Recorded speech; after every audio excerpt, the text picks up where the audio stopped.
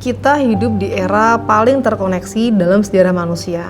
Tapi kenapa ya masih banyak yang kesepian? Kesepian itu bukan sekedar tidak punya teman, tapi kesepian adalah perasaan bahwa hubungan yang kita punya ternyata tidak memenuhi kebutuhan emosional kita. Beberapa laporan kesehatan publik menyatakan bahwa kesepian kronis meningkatkan risiko penyakit jantung, stroke, dan penurunan kognitif.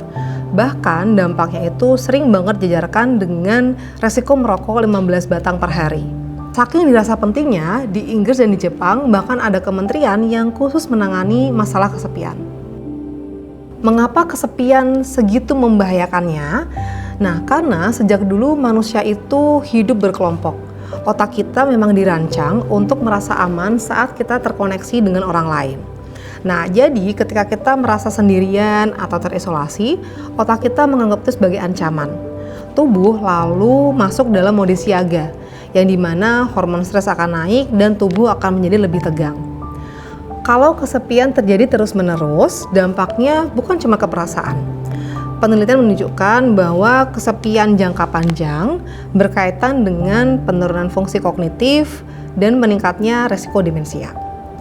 Menariknya, rasa sepi ini diproses di bagian otak yang sama yang juga aktif ketika kita merasakan sakit fisik. Itu kenapa ketika kita merasa kesepian, ketika kita patah hati atau ditinggalkan, rasa nyerinya terasa sangat nyata. Nah, kenapa sih kesepian itu terjadi secara kolektif, secara sosial? Ada beberapa alasannya nih. Yang pertama karena adanya budaya individualisme. Orang-orang merasa bisa melakukan apapun sendiri, tidak perlu bantuan orang lain. Yang akhirnya itu mengurangi intensitas relasi mereka dengan orang lain. Yang kedua, karena budaya produktivitas yang semakin ekstrim. Orang-orang hanya bekerja sehingga waktu untuk berinteraksi, untuk sekedar nongkrong, main, ngumpul sama teman-teman, atau bahkan ketemu sama keluarga jadi sangat berkurang.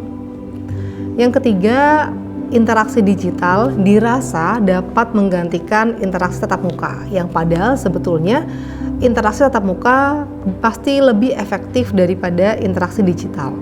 Nah, terus gimana sih caranya agar kita tidak mengalami kesepian? Yang pertama adalah prioritaskan kedalaman bukan jumlah relasi. Teman sedikit itu nggak apa-apa, yang penting kamu merasa aman dan terkoneksi secara emosional ketika mereka bersama dengan kamu. Yang kedua, satu percakapan bermakna itu jauh lebih baik daripada sekedar likes atau view di media sosial kamu.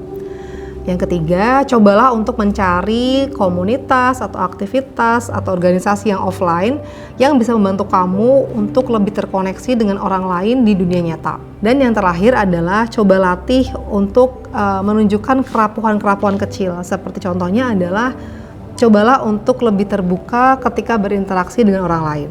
Kesepian bukan tanda bahwa kamu gagal bersosialisasi. Itu adalah sinyal yang diberikan oleh tubuh kita bahwa kita sedang membutuhkan koneksi yang lebih dalam.